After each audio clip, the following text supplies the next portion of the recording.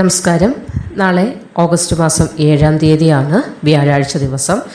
നാളത്തെ ദിവസം ഇനി പറയാൻ പോകുന്ന നക്ഷത്രക്കാർ അടുത്തുള്ള മഹാവിഷ്ണു ക്ഷേത്ര ദർശനം നടത്തുകയും ഭഗവാനെ പ്രാർത്ഥിച്ച് വഴിപാടുകളൊക്കെ സമർപ്പിക്കുകയും ചെയ്യുന്നത് നാളത്തെ ദിവസം വളരെയധികം പോസിറ്റീവായി നിങ്ങൾക്ക് മുന്നോട്ട് പോകാനും ജീവിതത്തിൽ വളരെയധികം ഭാഗ്യങ്ങൾ നാളത്തെ ദിവസം അനുകൂലമായി നിങ്ങൾക്ക് വന്നു ചേരുന്നതിനും സഹായിക്കും. അപ്പം 15 നക്ഷത്രക്കാരായ ആളുകൾക്ക് നാളത്തെ ദിവസം അനുഭവത്തിൽ വരുന്നതായ ചില പ്രധാനപ്പെട്ട കാര്യങ്ങളും അവർ ചെയ്യേണ്ടതായ ചെറിയ ചില പരിഹാരങ്ങളുമാണ് ഈ വീഡിയോയിൽ ഉൾപ്പെടുത്തിയിരിക്കുന്നത്.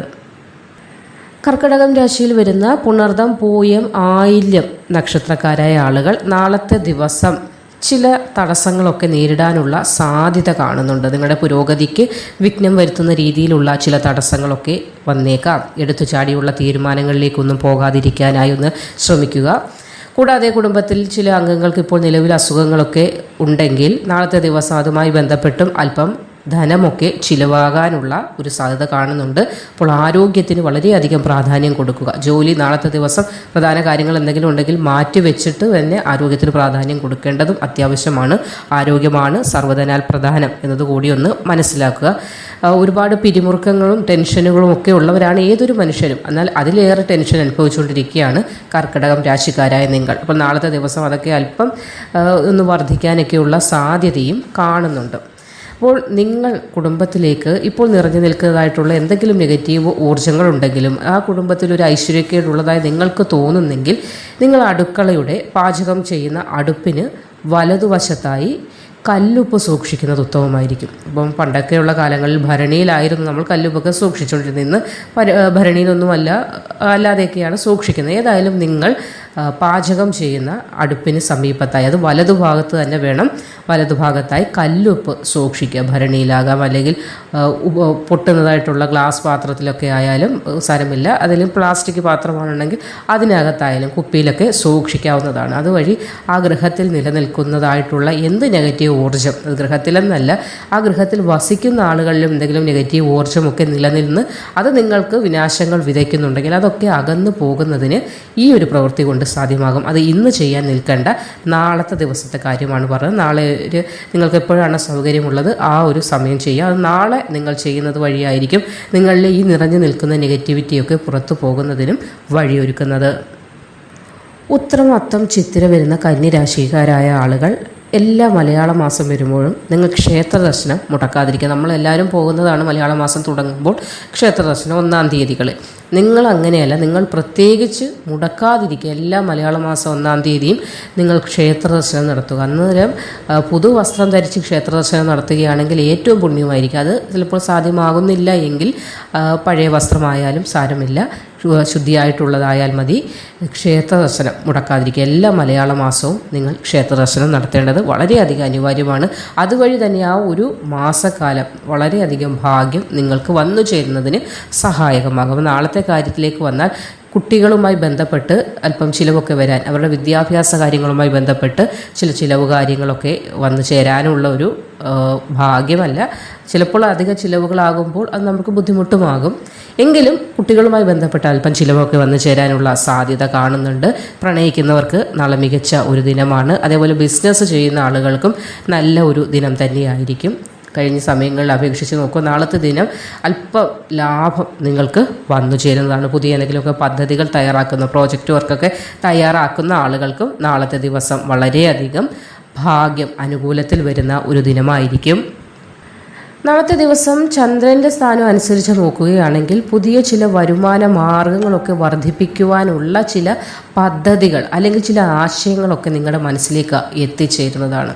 അപ്പോൾ നാളത്തെ ദിനം വളരെയധികം ഭാഗ്യം വന്നു ചേരുന്ന ദിനമായതിനാൽ തന്നെ മഹാവിഷ്ണു ക്ഷേത്ര ദർശനം നിങ്ങൾ തീർച്ചയായും നടത്തുക. നാളത്തെ ദിവസം നിങ്ങളത് നടത്തേണ്ടത് വളരെയധികം നിങ്ങൾക്ക് പ്രാധാന്യം അർഹിക്കുന്ന ഒന്നാണ്. അതുവഴി തന്നെ ഒരു പോസിറ്റിവിറ്റി നിലനിർത്താനും ചില പുതിയ ആശയങ്ങൾ നിങ്ങളിലേക്ക് വരുമ്പോൾ അതിനെ പ്രാവർത്തികമാക്കാൻ ഒരു ദൈവാധീനം നിങ്ങളിലേക്ക് എത്തിച്ചേരുന്നതിനും പോസിറ്റിവിറ്റി കൊണ്ട് തന്നെ സാധ്യമാകുന്നതാണ്. ഒരു മാറ്റത്തിൻ്റെ ദിവസം തന്നെയായിരിക്കും. നിങ്ങൾക്ക് പുതിയ ചില ആശയങ്ങളൊക്കെ നിങ്ങളുടെ മനസ്സിലേക്ക് എത്തുകയും അത് പ്രാവർത്തികമാക്കാൻ നിങ്ങൾക്ക് സാധ്യമാകുകയും ചെയ്യുന്ന ഒരു സമയത്തിൻ്റെ തുടക്കമാകുന്ന ഒരു ദിനം കൂടിയാണ് നാളത്തെ ദിവസം.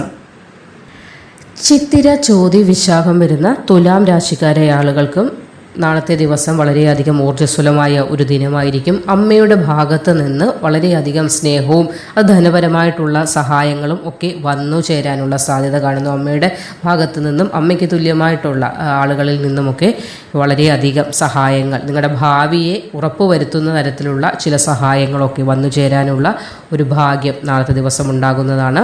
കൂടാതെ ഒരു മാറ്റം നിങ്ങൾക്കും വന്നു ചേരുന്ന ഒരു ദിവസം തന്നെയായിരിക്കും.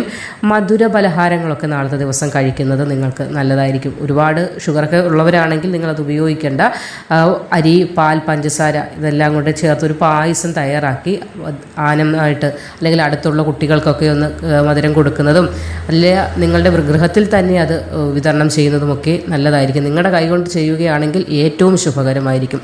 ഷുഗറുള്ള ആളുകളാണെങ്കിൽ ഉപയോഗിക്കേണ്ട. ഇത് പറഞ്ഞു എന്ന് ചെയ്ത് നിങ്ങളത് ഉപയോഗിക്കണമെന്നല്ല. നിങ്ങളുടെ ഗൃഹത്തിൽ നിങ്ങളുടെ കൈകൊണ്ട് തന്നെ അത് നിർമ്മിച്ച് ഉണ്ടാക്കിയെടുത്ത് അത് മറ്റുള്ളവർക്ക് ദാനമായി കൊടുക്കുന്നതോ അല്ലെങ്കിൽ മറ്റുള്ളവർക്ക് അയലത്തുള്ള കുട്ടികൾക്കൊക്കെ കൊടുക്കുന്നതും നല്ലതായിരിക്കും. കാരണം നാളത്തെ ദിവസം നിങ്ങൾ മധുര പലഹാരങ്ങൾ അല്ലെങ്കിൽ മധുരം മറ്റുള്ളവർക്കൊക്കെ ദാനമായി കൊടുക്കുന്നതും മറ്റുള്ളവർക്ക് സ്നേഹ സമ്മാനമായി കൊടുക്കുന്നതൊക്കെ നിങ്ങൾക്ക് വളരെയേറെ മാറ്റം തരുന്ന ഒരു കാര്യം തന്നെയാണ്. മൂലം, പൂരാടം, ഉത്രാടം വരുന്ന ധനുരാശിക്കാരായ ആളുകൾ നാളത്തെ ദിവസം നെഗറ്റീവ് ചിന്തകൾക്ക് മനസ്സിൽ സ്ഥാനം കൊടുക്കാതിരിക്കുക. അനാവശ്യമായ ചിന്തകളിലേക്ക് മനസ്സിനെ നിറയാൻ അനുവദിക്കാതിരിക്കുക. ചില നെഗറ്റീവ് ചിന്തകൾ, കഴിഞ്ഞ കാലങ്ങളിൽ അനുഭവിച്ച ദുഃഖങ്ങൾ, അങ്ങനെ പലവിധ കാര്യങ്ങൾ, ചിലപ്പോൾ ഇപ്പോൾ അനുഭവിച്ചുകൊണ്ടിരിക്കുന്ന പ്രശ്നങ്ങളുമൊക്കെ നെഗറ്റീവായിട്ടുള്ള ചില ഇമ്പാക്റ്റ് മനസ്സിലേക്ക് കൊണ്ടുവരാൻ സാധ്യതയുള്ളൊരു ദിവസമാണ്. അപ്പോൾ മനസ്സിനെ അതിൻ്റെ വഴിക്ക് അങ്ങനെ വിടാതിരിക്കുക. അതായത് പോസിറ്റിവിറ്റി നിറയ്ക്കാൻ ശ്രമിക്കുക, നെഗറ്റിവിറ്റിയെ പുറത്താക്കുക. അല്പം ധനമൊക്കെ വന്നു ചേരാനുള്ള ഒരു ഭാഗ്യം നാളത്തെ ദിവസം ഉണ്ടാകുന്നുണ്ട്. കൂടാതെ ചില സുഹൃത്തുക്കളുടെ ഒരു സമാഗമം ഒരുപാട് നാളുകൾക്ക് ശേഷം നിങ്ങൾക്ക് ഭാഗ്യമായി മാറുന്നതാണ്.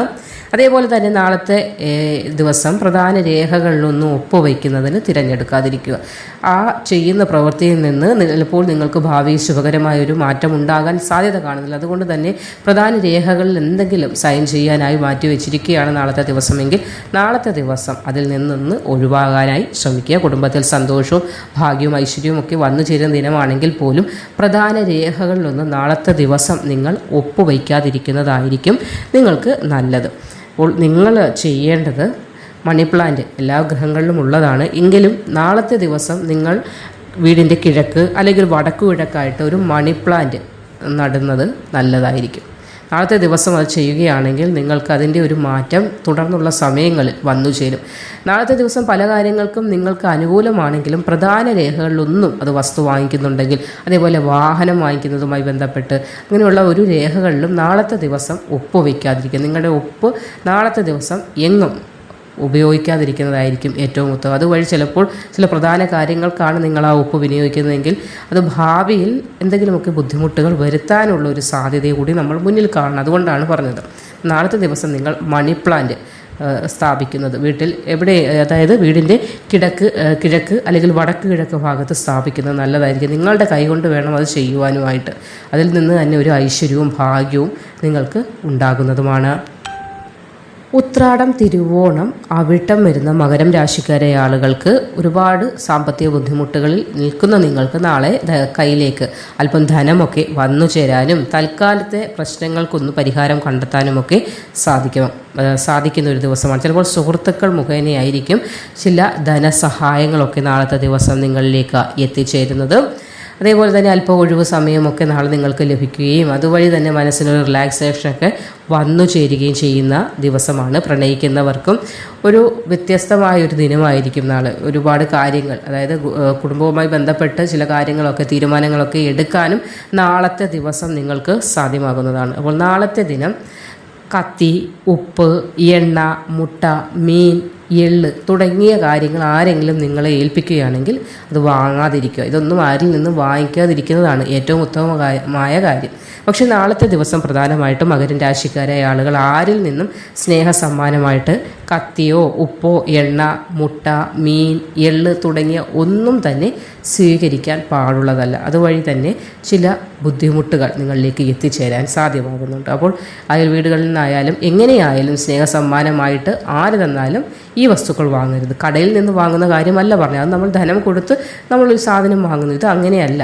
സ്നേഹ സമ്മാനമായി ഇതിരിക്കട്ടെ എന്ന് പറഞ്ഞാൽ ചിലപ്പോൾ തരുമല്ലോ, അതാണ് ഉദ്ദേശിച്ചത്. അപ്പോൾ മകരം രാശിക്കാരായ ആളുകൾ നാളത്തെ ദിവസം ഈ വക വസ്തുക്കൾ ആരിൽ നിന്നും സ്നേഹ സമ്മാനമായി സ്വീകരിക്കാതിരിക്കാനും ഒന്ന് ശ്രദ്ധിക്കുക.